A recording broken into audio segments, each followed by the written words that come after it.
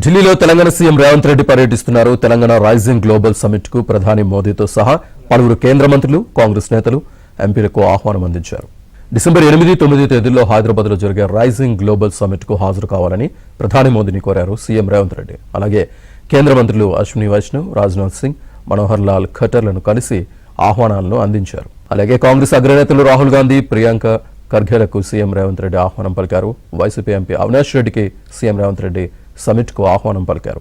ఢిల్లీలో తెలంగాణ సీఎం రేవంత్ రెడ్డి పర్యటనకు సంబంధించి పూర్తి డీటెయిల్స్ మా ఢిల్లీ బ్యూరో చీఫ్ కృష్ణ అందిస్తారు. Krishna.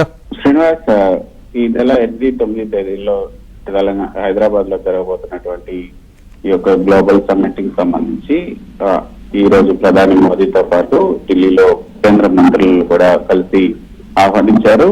AP CM, Telangana CM Revanth Reddy, deputy CM బట్టి విక్రమార్క ఇద్దరు కూడా ప్రధాని మోదీతో పాటు కేంద్ర మంత్రులు రాజ్నాథ్ సింగ్, అశ్విని వైష్ణవ్, మనోహర్ లాల్ ఖట్టర్ వీళ్ళ ముగ్గురిని కూడా కలవడం జరిగింది.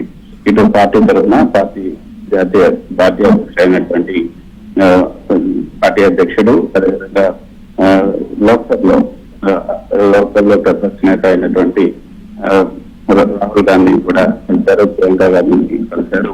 మల్లికార్జున ఖర్గేని కలిసి ఈ 8 తేదీలో జరగబోతున్నటువంటి తెలంగాణ రైజింగ్ గ్లోబల్ సమ్మిట్ కి హాజరు కావాలని